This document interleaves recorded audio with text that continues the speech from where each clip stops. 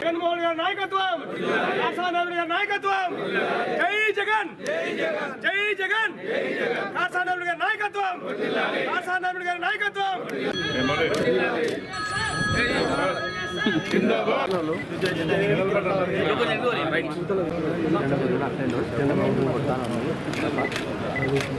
YSR Congress party 15 సంవత్సరాలు పూర్తి చేసుకొని 16వ సంవత్సరంలోకి అడుగుపెడుతున్న సందర్భంగా ఈరోజు వైఎస్ఆర్ కాంగ్రెస్ పార్టీ ఆవిర్భావ దినోత్సవం ఈరోజు జరుపుకుంటా ఉన్నాం. అత్యంత సంతోషంగా మరి జగన్మోహన్ రెడ్డి గారి నాయకత్వంలో ఈరోజు ఈ యొక్క జెండా ఆవిష్కరణ కూడా చేయడం జరిగింది. ఈ యొక్క పార్టీ యువజన శ్రామిక రైతు కాంగ్రెస్ పార్టీ కేవలం జగన్మోహన్ రెడ్డి గారు, వారి తల్లి విజయమ్మ గారు నేతృత్వంలోనే ఈ యొక్క వైఎస్ఆర్ కాంగ్రెస్ పార్టీ స్థాపించడం జరిగింది.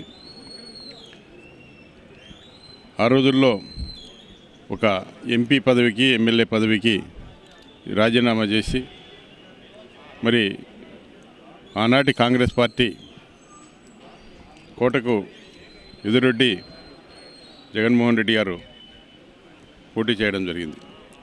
ఎందుకంటే ప్రస్తుతం ఉన్న పరిస్థితుల్లో జగన్మోహన్ రెడ్డి గారు ఎంతో ధైర్యంతో ఆనాడు 16 నెలలు జైలులకు వెళ్ళినా కూడా లెక్క చేయకుండా ఈ పార్టీని 2019లో అధికారంలోకి కూడా తీసుకురావడం జరిగింది.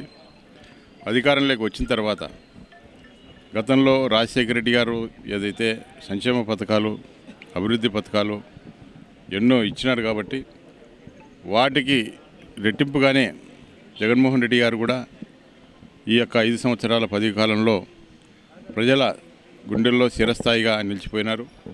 ఈరోజు ఎక్కడికి వెళ్ళినా కూడా ప్రజలు మోసపోయినాం, తప్పు చేశామని చెప్పి ఈరోజు ప్రజలు మాట్లాడుకోవడం జరుగుతూ ఉంది. ఎందుకంటే ఇచ్చిన హామీలన్నీ కూడా జగన్మోహన్ రెడ్డి గారు నెరవేర్చడం జరిగింది.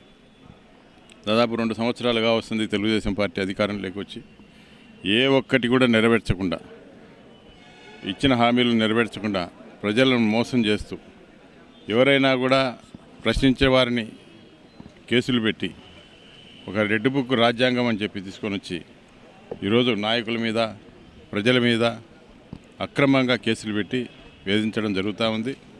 అయినప్పటికీ కూడా ఎక్కడ కూడా వైఎస్ఆర్ కాంగ్రెస్ పార్టీ భయపడకుండా ముందుకు వెళ్తూ ఉంది.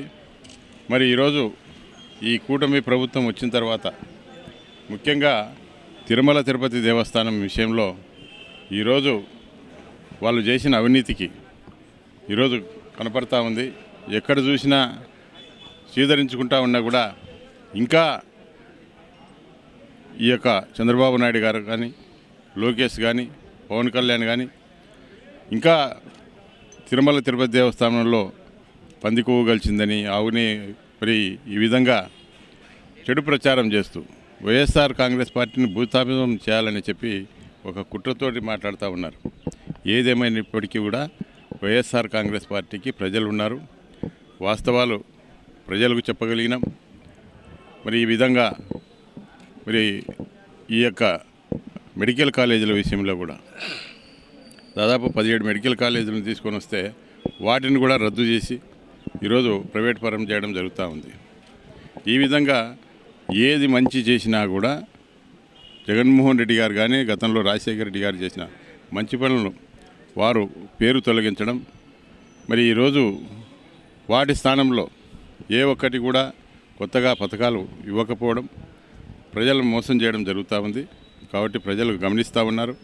ఈరోజు రైతులు కానీ, రైతు కూలీలు కానీ, వ్యాపారస్తులు కానీ అన్ని వర్గాల వారు కూడా ఈ యొక్క తెలుగుదేశం పార్టీ ప్రభుత్వం మీద అసంతృప్తిగా ఉన్నారు.